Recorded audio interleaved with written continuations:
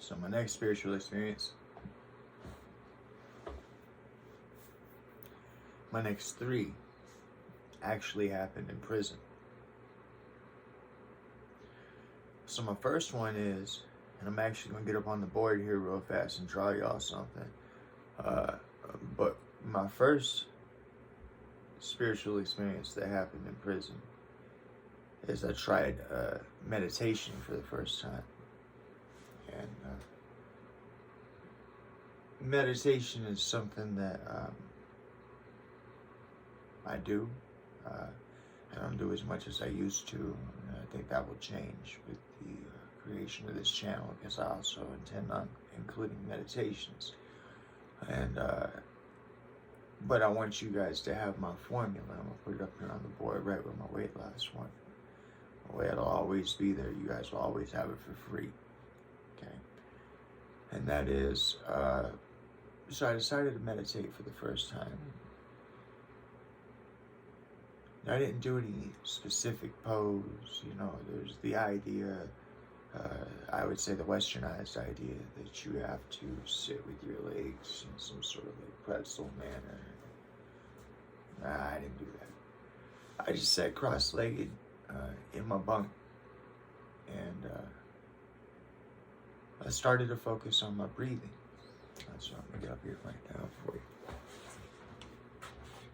So I started to focus on my breathing, right?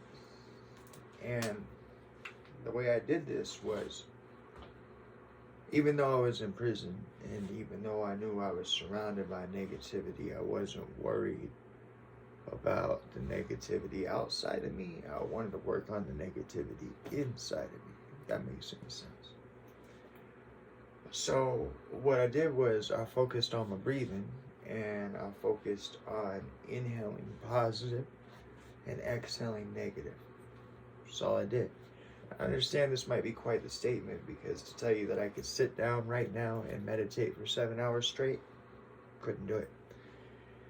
But I had already been in prison for about 1.5 years, and decided I wanted to try meditation for the first time. It means I had been sober, not always, because I guess it is prison. But I had been sober off and on for long periods of time. And what ended up happening was I ended up meditating, no doubt, on my first time for 7 hours straight. It ended with an astral projection. We'll talk about that. We'll get into this a little bit. But first, I want to explain to you how it is that I went about doing that, and what my process was, what it was that started it. I'm not saying you'll end with a 7-hour meditation, but I'm saying that you will get to meditate by doing this. So, a shout out to my boy Lord Ganesha. So, on meditation, we have on breathing period, we have the inhale, we have what we can hold, and then we have the exhale, right? So you're inhaling and you want to count your breath. You're holding, you want to count your hold. And you're exhaling, you want to count your exhale. Now, I want to be specific about this. I want you to understand. It's not honestly about how long you can hold your breath. You should try, okay? But the main importance here, the main thing to focus on is you want to count your breath coming in, and you want to count your breath going out. And you want both to be slow, and the exhale is just as important as the inhale. This holding your breath thing, it does something for you. You can work into it more, and as you do, your meditation will expand. But to start with, you want to count to 10 if you can. If you can't, no big deal.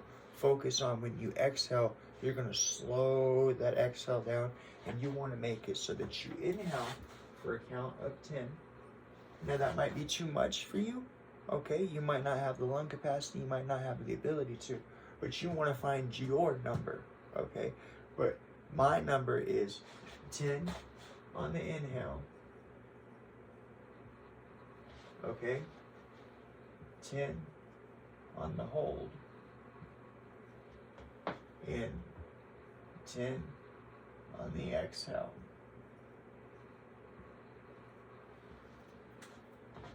So couple things you need to know here. Number one, okay, that's why we're doing this on a board real fast. Number one, you can breathe through your mouth, okay? But you notice how I drew a straight line there? We're gonna keep that sucker shut, okay? Believe that or not, okay? What you want to do is you want to open up this. Now put a big old nose hole right there. You want to open up that nose hole, okay? So number one, when you're meditating, you want to breathe in and out through your nose. I know some people will say breathe in through your nose, out through your mouth. Man, you know what? If that works for you, that's cool. It's too much thinking for me. I'm not interested in thinking when I'm meditating. As far as you'll get it anyways. So you want to inhale and exhale through your nose. And the reason why I'm doing this on a board is because I want to point this out to you. Now you can research it on your own. I'm sure I'll end up talking about it eventually here, right? But there's this thing, right? You got your little eyes, right? But there's this thing that sits right here, right? And I mean, I'm not saying that you touch it with your nasal passages. I don't know. But I'm saying that what you are causing is airflow to come both in and out through the same passage that is close to what is known as the pineal gland.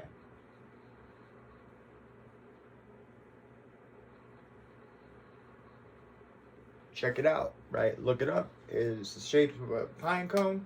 It is an eyeball. You have an actual third eyeball sitting right here. No doubt, right here. See where the little wrinkly part is right here? Right there. That's where your third eye is. Okay, right? I hope I look good and goofy for y'all. All right. So what you want to do is you want to inhale and exhale through your nose. And I mean, like, sure, I'd like to sit here and be all scientific about positive energy, negative energy, about the simple fact, not spiritually speaking, but physics-wise speaking, about the fact that you are an electrical being and you are actively choosing to create friction and other things, static electricity probably, I don't know, but you are choosing to draw energy into your body through a passage that goes directly where the pineal gland is. So I choose to keep all that happening right there, right where that third eye is. All right. Now, the second thing you need to know is how do babies breathe, right? Can we talk about that? How do babies breathe? See, when we breathe, we're worried about looking fit, right? So notice I breathe in, right? Because I don't want my belly to look no way, right? But when you're a baby, you ain't worried about that, right? So babies breathe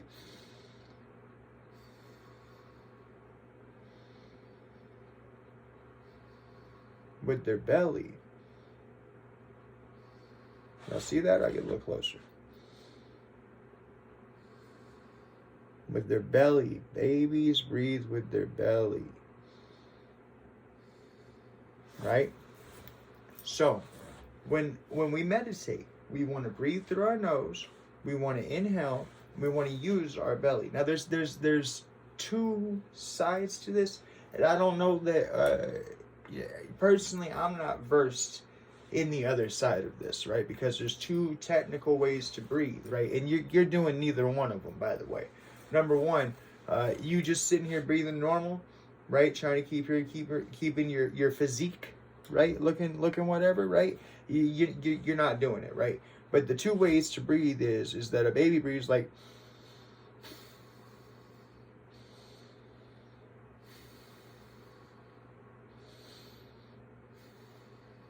and the second thing is that whenever you get scared, right, or whenever something happens that emotionally affects you to cause you to draw in a sharp breath, you go.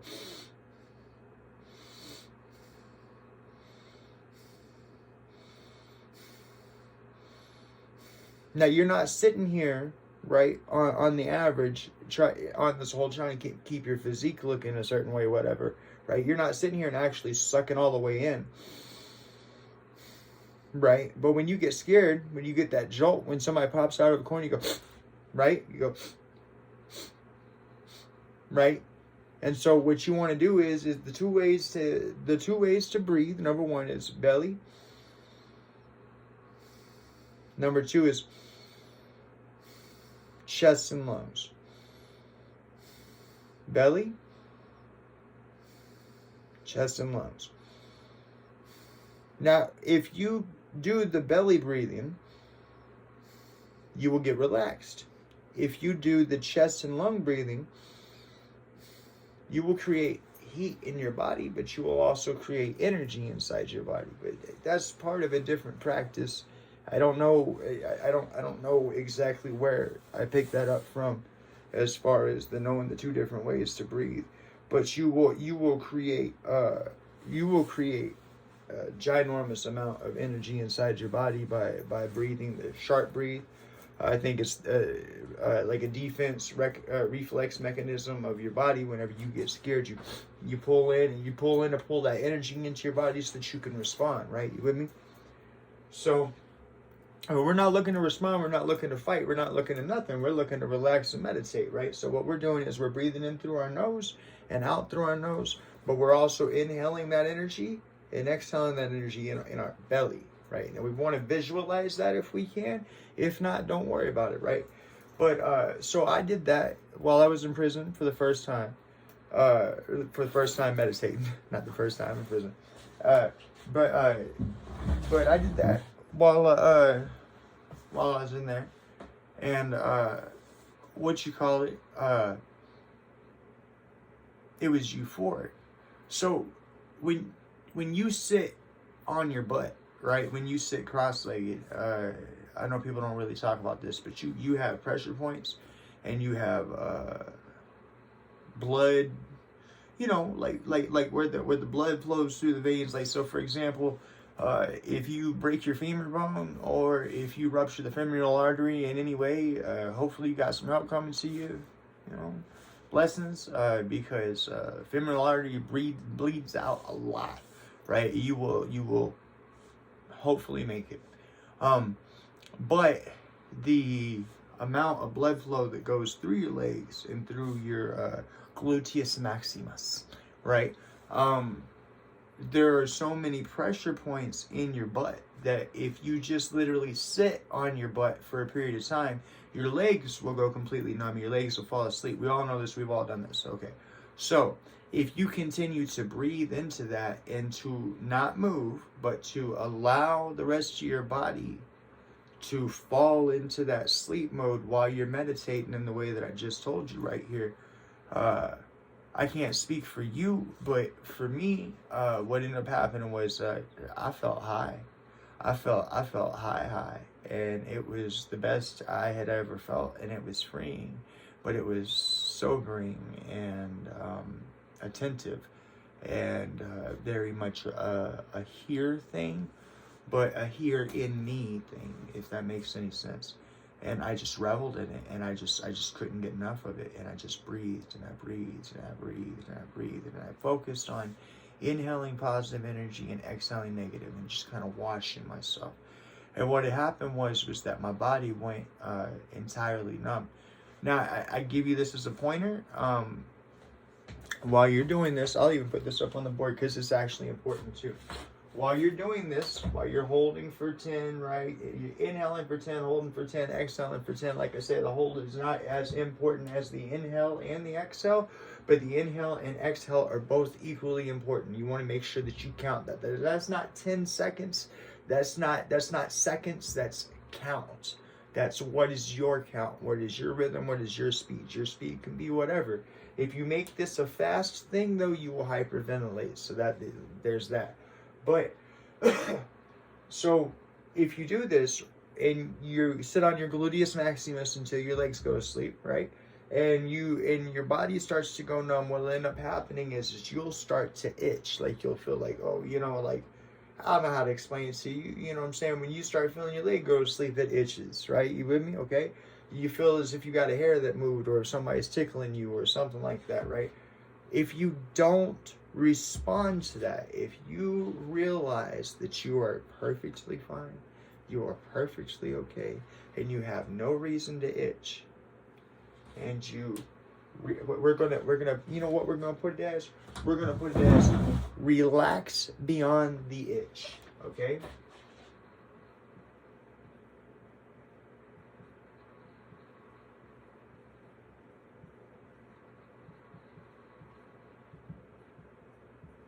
Okay? And down here, you know what we're going to say? We're going to say, don't give a itch. I know that sounds stupid, right? I know that sounds whatever, right? But here's my point.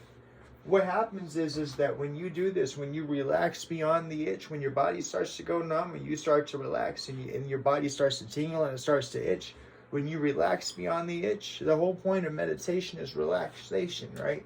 So you're going to fall deeper and deeper and deeper into relaxation until you achieve whatever it is that Spirit has for you to achieve at that moment, whatever it is that you're supposed to work on. So sometimes you can find yourself reflecting and working on an inner issue. Sometimes, which I've done several times. Sometimes you can find yourself, just like I say, whatever Spirit has for you to work on at that moment. I'm gonna tell you, before I go on with my spiritual experience, I'm gonna tell you, the baddest mother effer in your life is you. Okay? Here's what I mean. Is people, terrible people, could abduct you and do horrible things to you, right? And they could do these over a while, right? I've had a version of that happen to me. But nobody can do in 5 years what you could do to yourself in 5 seconds. And the reason why I say that is because the baddest mother effer in your life, I just gave you their address. I just showed you how to get to them, because I want you to know something. All of these things in your life that you bottled up, or all these things in your life that you cast aside, or all these things in your life that you chose not to choose on, or relaxed or walked your way out of, however you want to call that, whatever way you got to say it to make yourself feel better, okay? They all still exist. They're all still there. It's not so much that there's a debt to be paid, it's that there's a you to be paid, and only you can do it, okay? So you have to go to this address, knock on this door. Like I told you, the combination is 10, 10, 10, right? When you get there and you start dealing with this individual, yourself, by the way, deal with that person positively, okay? Hear what it is that you think. Hear what it is that you have to say, okay? And realize that these are your emotions. These are your thoughts. These are the issues, the feelings, essentially any and all of your garbage and filth that you ever bagged up and thrown away. It never went anywhere. It's sitting right here. It's bothering you in your day-to-day. It happens, right? I know I had to process these things to make myself a better person. This is where I started at, okay? You have to process this garbage, this filth, and it didn't go nowhere. Again, like I say, it's right there, and it's with the baddest mother effer in your life, and that's yourself, right?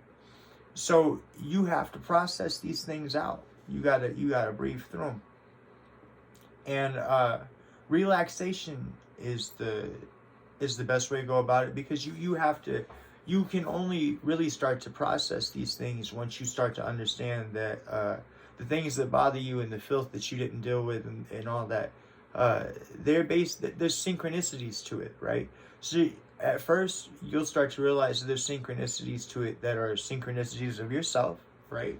So you'll start to learn that there is if you live your life with a chip on your shoulder, or if you live your life with a smile on your face, or whatever, there's a synchronicity to it, and that's you, right? But then as you start to dissolve yourself out of the situation, you'll start to learn that there is a synchronicity to it, which, in my opinion, is God. Okay, I feel that I've been given evidence to support the fact that it actually is God, but that's my opinion. I choose not to push my opinion on nobody. So you do what you do on that. But personally, I decided that once you take the you out of your life, you start to realize that life revolves and evolves synchronistically, and you start to put these things together. Okay. to me, that was the beginnings of my communication. To me, that was the beginnings of my awareness or reawareness. My rebirth, we'll say, into having the wonderful relationship that I've always had with God, but in me rebirthing and me opening up to that relationship again. This was the beginnings of it. And all I really had focused on was, like I say, inhaling positive and exhaling negative. And the more I focused on that, the more I found things that hurt, and the more that they hurt me back. I didn't push them aside, but I focused on inhaling positive. See, I'll give y'all something right here. Now look, I give you a couple things. I give you two things. So number one, I don't know that by any means I am an example of a man, or that I should ever be an example of what a man should be, or anything like that. But I know that there are two things that all the men in my life, my father, everybody have failed to do, right? And one of them is that nobody has ever explained what manhood is, right? And nobody has ever explained how to deal with fear, right? You get me? It's people bullshit. People talk some crap, right? But nobody ever tell you how to be a man, and nobody ever tell you how to deal with fear. Or it seemed like the two should go together with all the lollygagging and the BS and that us men do, me myself included, right? That you should be able to understand or know on a casual basis what it is to be a man and what it is to deal with fear. Yet these two things probably never been brought up to you. So I'll deal with the first one first. Being a man. Now, the first thing I'm going to say that's probably going to be a little controversial to you, right? Is that in life itself, period, okay? See, we're doing wrong, okay? And I'm not trying to talk against anybody that possesses a penis, right? But we're doing wrong, and that is like this. We live in a patriarchal society. I'm sorry, brother. And anybody else that identifies with, we'll call penis culture, right? But I don't really see a whole lot of reason why a dude should be in power of anything. Quite honestly, it seems to me, me as a dude, that the largest thing that a man is concerned with on a daily basis is the size of his wangus, right? And half or 3/4 of them ain't that big anyways. So they got a lot of compensating to do, you get me? And so if that's the case, then what ends up happening is you have brutal wars where terrible things happen to innocent people. You have what's egotism, essentially. We just boil it all down, we'll call it egotism. You have men trying to stroke their ego, but these people are in power. These people are in power of little babies' mouths. These people are in power of families and things that we're supposed to hold sacred. You can't really hold them sacred. I'm sorry. I gotta say it like this. It has to be said this way. You can't hold sacred and values and all that shit sacred while you're holding your dick. Okay, I'm sorry. You can't do it. So quite honestly, the first thing I say to you is that 9 times out of 10, there's a solid chance that there should be a woman in place of basically where many men are, right? I get to that with my manager experience, the way you guys understand a little more about what I'm talking about. But the other side of it is I asked you a question, and that's this right here, is that amongst us, right? And I'm not talking race, I'm talking gender, okay? Amongst us, amongst human beings, who is it? Who that has the right to kill? And there's an answer. There's a person. There's a peoples. Okay, we'll call that vagina culture. Okay, if you have a womb, if you have the ability to produce a baby, if you have the ability to produce a human being in this world, then you have the right to kill. A man does not have the right to kill. I'm sorry. It can't be. I can't give birth to a life. Therefore, I have no reason or no right to take a life. Right? I tell you right here, right now, in my opinion, the way that a man's supposed to live is this. Like I said, this we got everything all backwards. We got everything all fucked up. Here's what I mean. Okay, so God knows that God gave a man only enough blood to run one head at a time. You know what I'm talking about. Okay. So what did God give to deal with that? Well, God gave you a heart. See, when it comes to love and it comes to passion, it comes to building things and it comes to growing things, that's what a man's supposed to do. When it comes to coming together, when it comes to forming bonds, when it comes to forming communities and unity, that's what a man's supposed to do. When it comes to leading from the heart, right? That's what a man's supposed to do. That's why God gave you this bravado. That's why God gave you this wangus, right? You're supposed to sift your heart. See what your heart says and then have the balls to follow that, right? It's just that simple, okay? Any child can throw a temper tantrum and break something, okay? And I'm not saying that women aren't able to create something. Women create life, okay? But I'm saying that it takes a man to build something. And just follow me, okay? That's what manhood is. So if you say that, well, that limits that to penis culture, well, then that's fine. I say to you, that's what masculinity is. If we want to be a little bit different and call it, and that really actually seems to be pretty fair to me. Okay, that's what masculinity is. Masculinity is building things. Okay, God made us workers, right? Men, right? Workers, okay? We're meant to build. We're meant to create. We're meant to be loving. We're meant to be nurturing. But in our own way, we're meant to bring the passion into the situation. Right? We're all that, right? That's not anything of what you've seen of very many men. You know what I mean? Men are concerned with violence. Why is it that I can sit here right now and we could talk about violence and we could talk about violence until the cows come home and you'd be okay with that? But why is it that if I sit here and I actually start talking about sex, all of a sudden you would get offended? Ain't one called love making? Ain't the other one called killing and murdering and terrible stuff? So why is it, ain't that backwards? Why is it that we okay with talking about killing people, but we don't, we have such this cultural separation because we don't have the ability to either identify, which I don't think identifying is exactly what we should be doing, because identifying puts you in a category, puts you in a box, right? But nonetheless, we have no sexual culture. We have no understandings of that. Everything is finger pointing and poo poo and this is yours and that's mine and all that.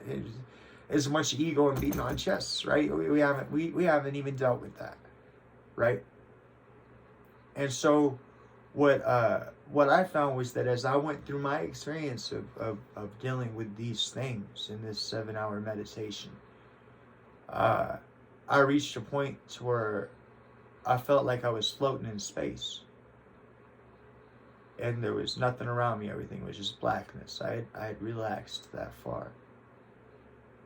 And I saw a golden being. At first I would have told you it was a dragon. I now understand it to be my own kundalini. Okay? Had grown out of my back. And had come out of my back around and faced me, and it was gold, and it had ruby red eyes, and usually red eyes are, at least in my own opinion, considered to be bad or evil, but it was love, man. It was passion. It was not spoken but understood to me that my kundalini was helping me to breathe out my negative energy and breathe in positive. And so as I breathed, every breath felt like 10 breaths. And much, much more. Now pause there for a sec. All right. So the second part of what I was trying to say that you've never heard from a man is how to deal with fear. And it's so profound to me that I've never, even through therapy, even through anything, I've never heard anybody talk about how to deal with fear. Supposedly, a man is supposed to be the knowledge bank of how to deal with fear. Yet I've never I never heard no man nor no woman ever tell me how to deal with fear, but I'm gonna give it to you right here for free. I'll tell you exactly how it works, okay? I really should save this for when I talk about me and my management career, but in all honesty, because that's where I learned it at. But I feel it in me to say it right here, and maybe it's for a reason because of my next spiritual experience. So I'm gonna let it out, and that is the way to deal with fear, and you have to understand this. See, in reality, the reason why there are bullies and there's that phase of life, the reason why God allows that phase of life.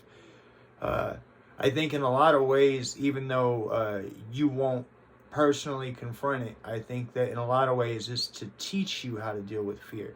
You see, because in school you have bullies, right? And you have the choice to not pay attention to them or keep away from them, or to, if a bully was attacking you, you have the ability to run away from them, right? But running away from a bully only makes it worse, right? So therein should have been your answer, but nobody ever talks about it. Nobody ever it's right.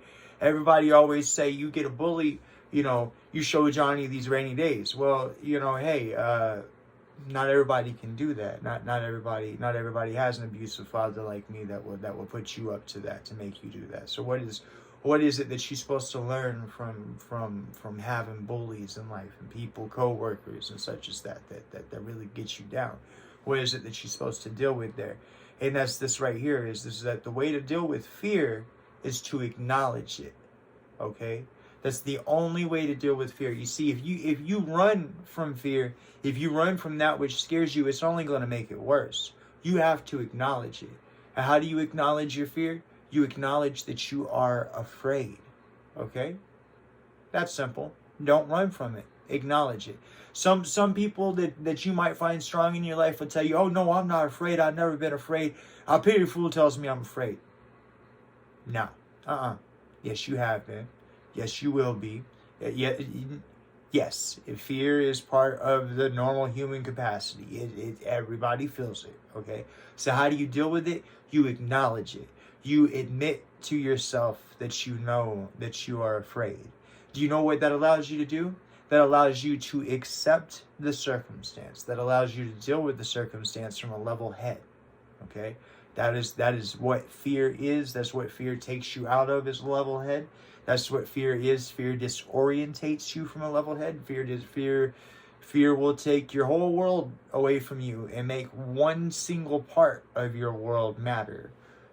But in reality, the whole thing matters, right? Why is it that fear has the ability to do that? What does fear do? Fear disorientates you. Fear takes that away from you, right? So when you acknowledge that you are in fear and you are able to accept that you are in fear, when you are strong enough to accept that you are experiencing fear and you acknowledge it, then you've taken fear's power away, right? And that might have something to do with my second spiritual experience in prison. I don't know how many spiritual experiences I've had, and I'm sure I'm skipping a few, and I have no idea what number I'm at right now. But my second spiritual experience in prison was, I had and I think it's very important that I had started meditating first, because in practicing relaxation, otherwise I don't think I would have been able to. I don't think I would have been able to experience this. I don't think I would have been able to take it. Okay. So I was sleeping. I was asleep. I was having a dream. And I was in prison. I was clearly in prison. So there was no alien abduction or nothing like that, because I was locked down, right? The whole world wouldn't know about it. UFO shows up, whatever. I was walking down a highway, okay, in the middle of the desert, and I've been in the desert a few times, but it's just nothing about the desert ever really stuck out to me. It's just sand, right? There's some pretty spots when you have like mesas and rocky parts and such as that, but nothing ever really stuck out to me about the desert. But I was walking on this highway in the desert, and there were no cars. And it was dusk. I don't know if I. Well, yeah, the sun was in front of me, so I would say it was dusk. And what you call it? Out of nowhere, these two lightning bolts come down on either side of the highway. And when they hit the ground, when these lightning bolts hit the ground, two gray aliens popped out of them, and they looked like gray aliens, except for they were more long, like Gumby. Okay, they were very wavy, and they didn't pay no attention to me. They both shot down onto the ground, and they both looked at each other, and they both ran up to each other, and they both slapped each other. And after they slapped each other, they made a noise, right? And they did two backflips, which they were long enough to make it to both their sides of the highway where the lightning had struck down, right? And then they ran back at each other to slap each other again. And right when they come together, right when they contacted each other, they turned into a ball of light. And the next thing I knew, I was somewhere else. Okay. And I share this experience with you because I think it's important, because when you guys talk about heaven, and when you guys talk about God, and when you guys talk about what you guys think exists on the other side and how it's going to be, and this whole judgment thing and all that, I think you might ought to listen to me, because I know I experienced this, and I know I was sleeping, and but I know it was real. So y'all might wanna hear me real fast. So I was in a different spot, and I looked out.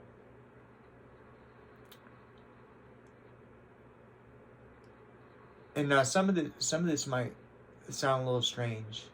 Again, it was a dream, but at the same time, it was a spiritual experience. I know that. So I don't know if my surrounding environment actually really did concave around me, or if that I was perceiving it that way so that I could understand, that I was able to see beyond my normal perception enough to see that there was more than even that.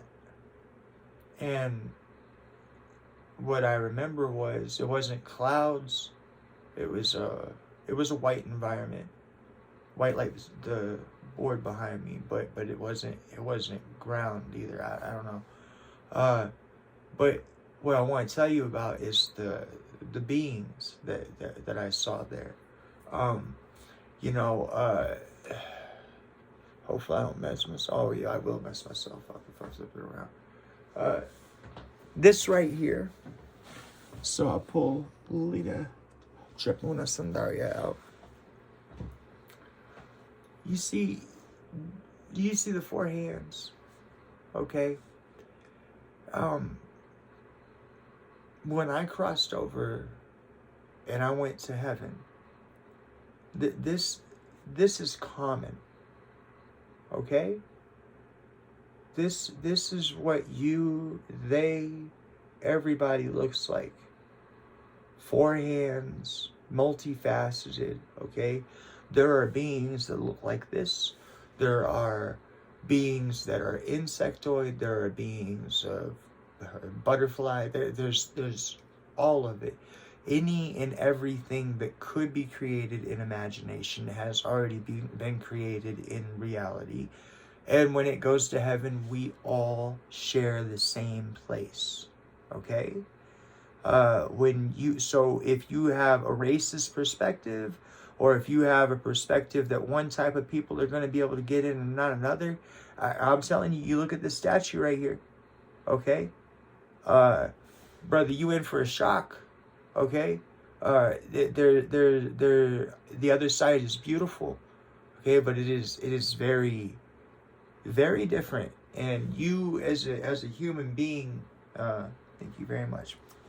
You as a human being do not possess the perspective. I don't possess the perspective. I'm telling you, I don't possess the perspective to understand what exists on the other side. So when we get out of our cycles of reincarnation, rebirth, or whatever it is, that you have no concept. I have no concept of what exists if we move on into the heavenly realm. It's just, and it is beyond. It is at least beyond our perception twice. Okay? All right? And some of the beings and the ways that they are faceted are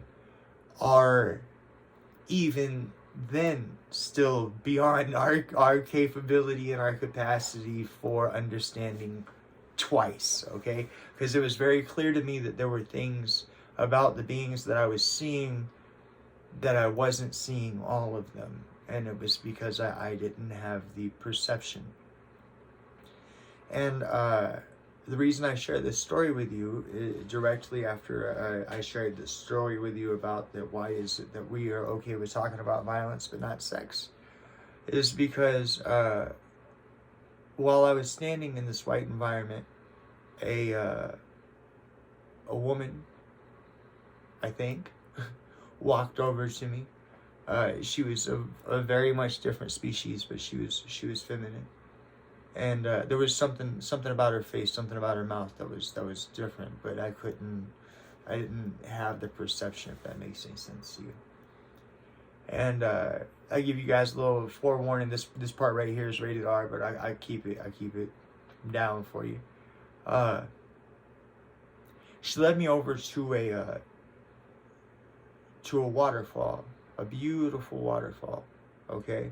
And there was a place to lay down, like it had been carved out of rock. And when you laid down, there was a stream that went around you, and it was warm and comforting. But the waterfall wasn't water. The waterfall was smoke. It was a waterfall of smoke, and it was carved out of rock specifically for beings to lay their head back in. Okay? And I laid my head back in it, and I inhaled. And to say the word high isn't even the right word, because to say the word love isn't even the right word. I don't even know what it was I was experiencing, but it was coming from that smoke. And as I laid back there, she indicated that she was going to do something with me, and I indicated with her that I was comfortable with it, and I will try to keep this as G-rated as possible. So I will say that she, that being, performed fellatio on me while I laid my head back in this waterfall of smoke, and it was spiritual, not perverted. I don't know how to explain that to you. And she grabbed my attention, and I leaned my head up out of the smoke, and I looked at her, and she said, "This is heaven." And I said, "What?" And right then, pop! The cell doors open, right? Announcer come on the radio, "Chow time, boys!" And that was my experience of heaven while I was in prison. Alright, so now I'm gonna hit y'all with my business plan, right?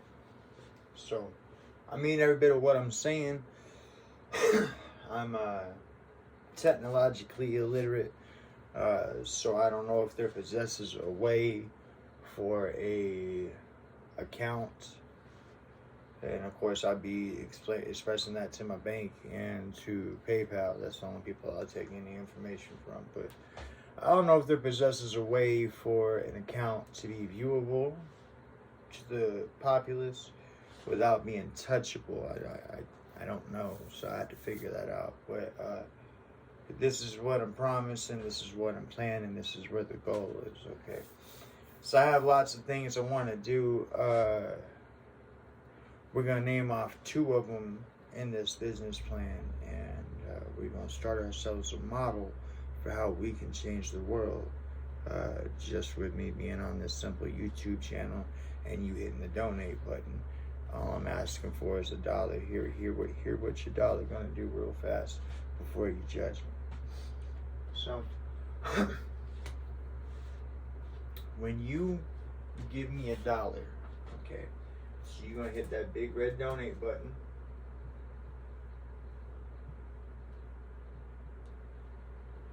Here's what's going to happen. Now, I'm opening up a business account with PayPal so that I can accept all forms of payment. That way I don't have to just have a PayPal to PayPal. You can, I assume, according to the way that I understand it, you can pay with anything you want to, Visa, MasterCard, your bank account, your debit, your whatever, okay?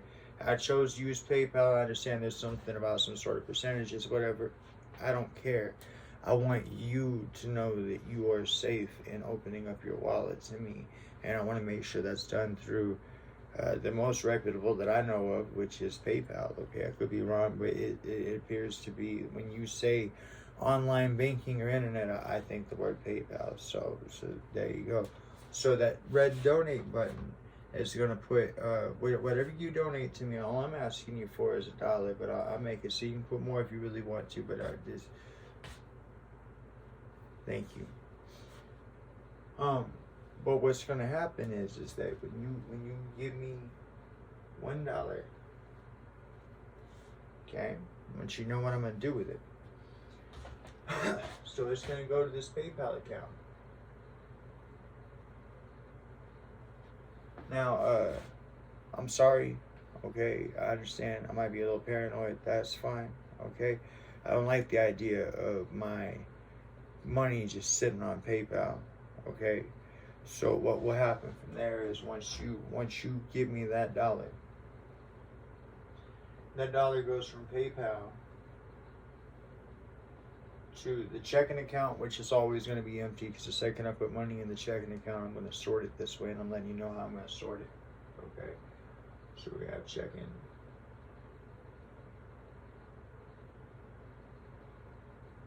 Okay, and then we're going to have savings.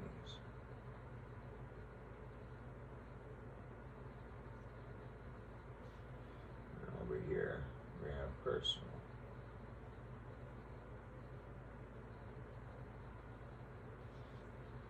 I don't want to lie to you guys. I'm being straight up with you guys. This is how I plan on doing it.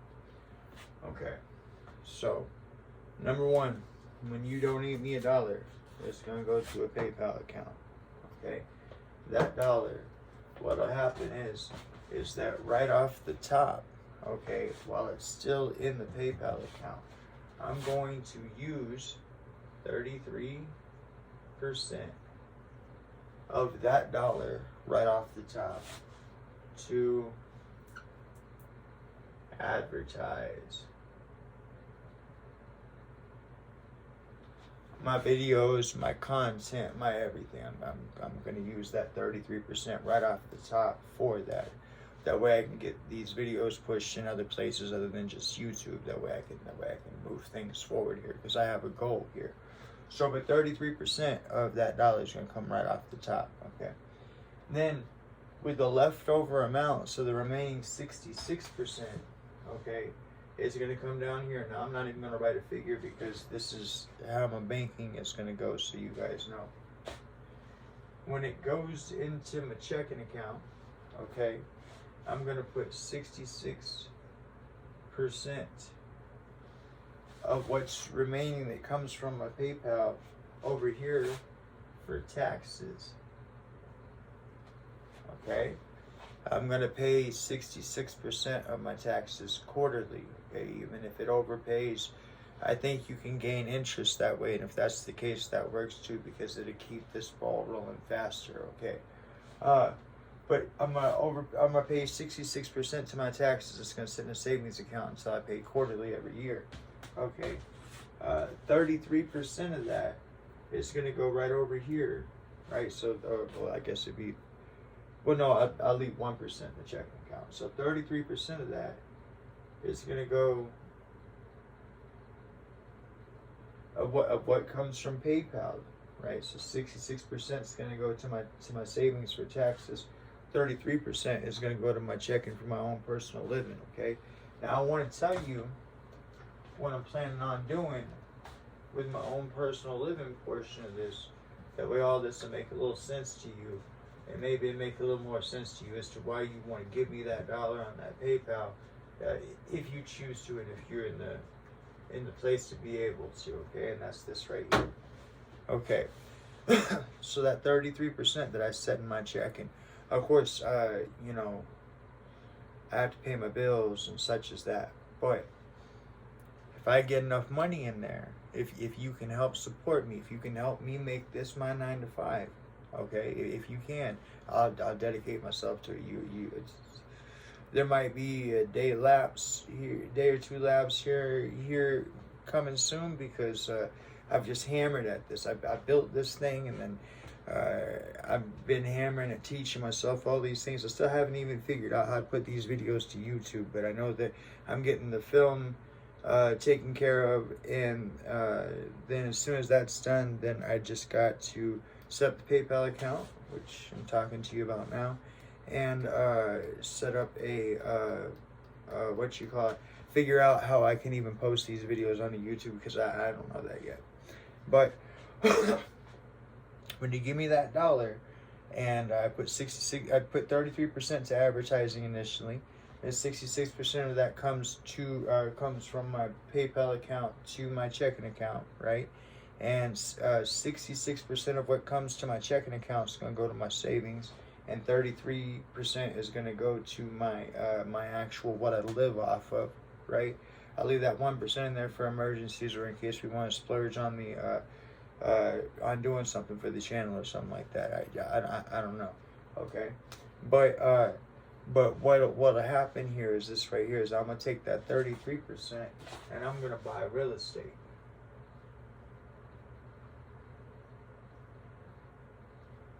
It's specifically, I don't know, because it doesn't make any sense for me to ask for your money, for me to just turn around and go throw it into a hole that's not going to be any good. With that being said, I think I would like to buy up low-income housing, because with the goal in it, I know I'm going to say something here, and you guys are going to think it's stupid, and you guys are going to think it's too good to be true, but I actually have a plan for it. It could work if we work together. It's up to you. It's a button push. It requires you to give me $1. It's up to you, okay? But this is what I'm trying to work out with you real fast, okay? So I'm going to start buying up real estate, and I'm going to start a real estate business, okay?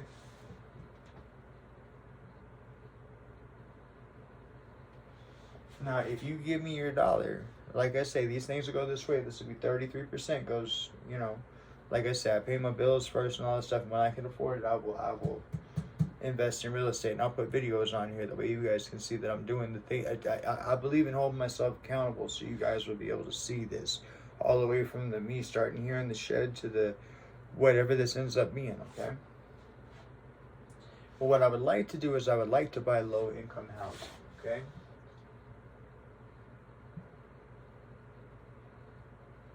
And there's a reason for that, and it's not anything judgmental. It's not, okay? So, I want you to understand something, and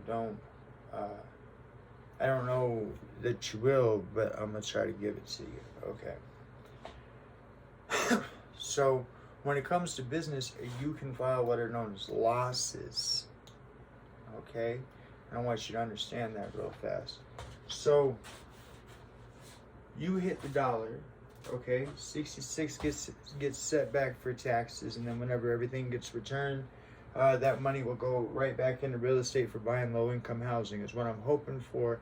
But again, like I say, I'm not going to sink my money into a hole. I want to make wise choices, okay? But because I want to make these places where people can live at, okay? So, excuse me. So I would like to buy low-income housing, and what I would like to do is this right here.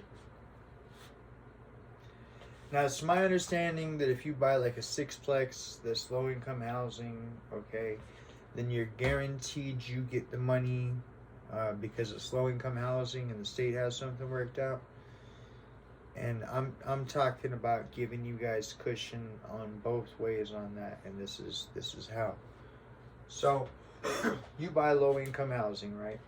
And let's say low income housing promises you $1,000 a month. Okay, whereas they charge the tenant, let's say $650. Okay, this is we can end homelessness like this. Okay, I don't know how to display it on the internet. If there's a way for me to figure that out between PayPal and my banks, I will. Okay, that way I can hold myself accountable. That way you can look and you can see what's going on. Okay, but if you hit that dollar button right now, okay, this is what I'm planning on doing with it. Now I got to get me straight. Okay, I literally, this is it. This is what I'm doing right now.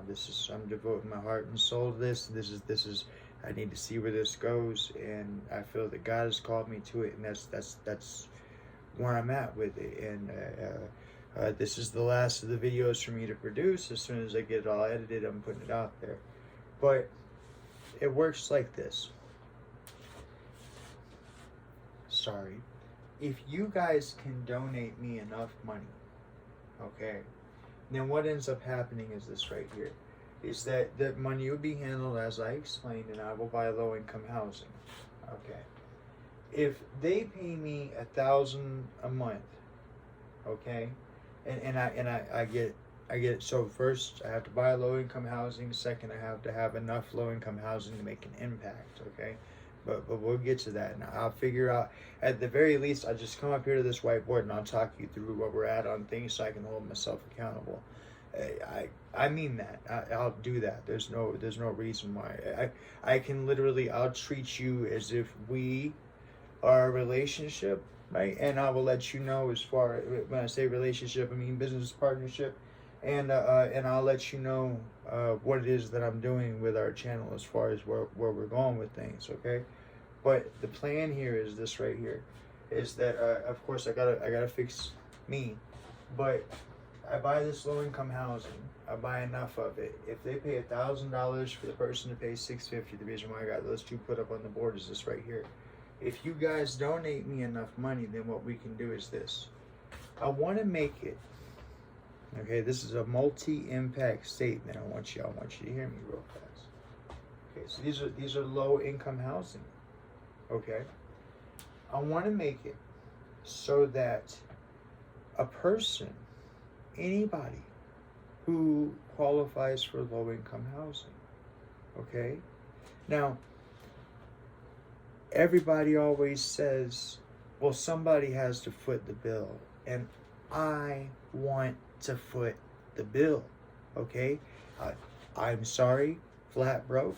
I need you to help me, okay? But I want to be that source that foots that bill, and I want to explain to you what I'm footing the bill of and what it is we can do with this if you help me. Okay, so if you donate me enough money and I get enough low income housing and I get enough of them, okay, then this is what can happen. I want to make it so that a person only pays rent once every quarter.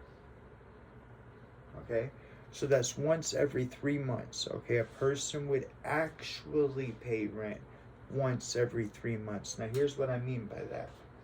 So this is all things are double-edged, but this is a good thing, both sides. Okay, so number one,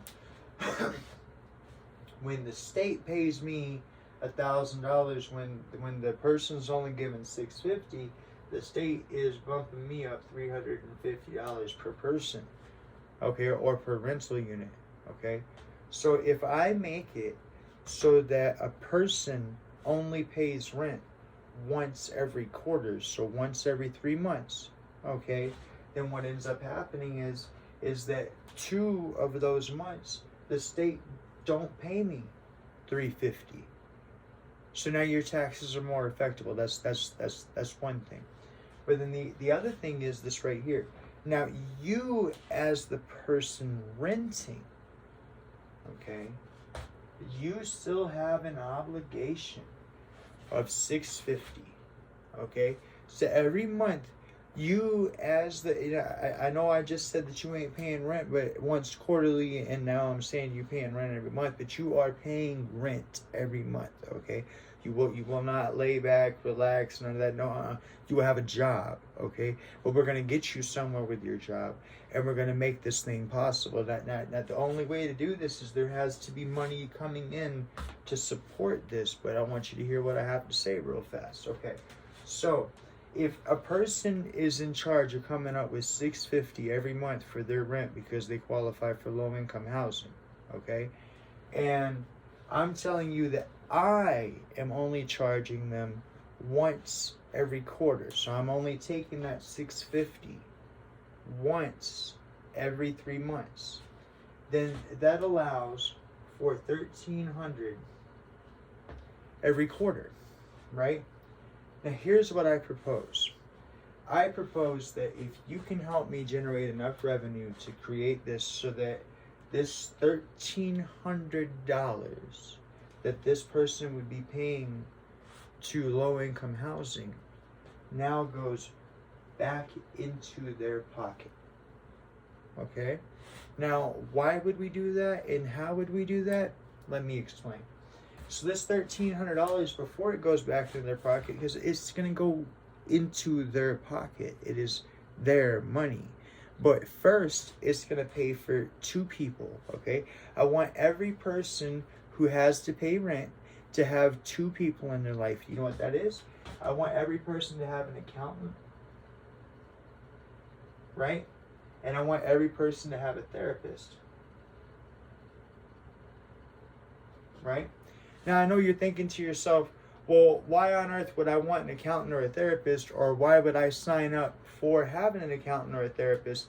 I just go rent somewhere else, and that's fine. You can still rent from me. You don't have to be part of my little game here. However, at the same time, what that equals out to is that if you choose not to be part of my little game, I'll take my $650 from you every month. Thank you kindly, okay? But if you want to play along here, then this is how this works.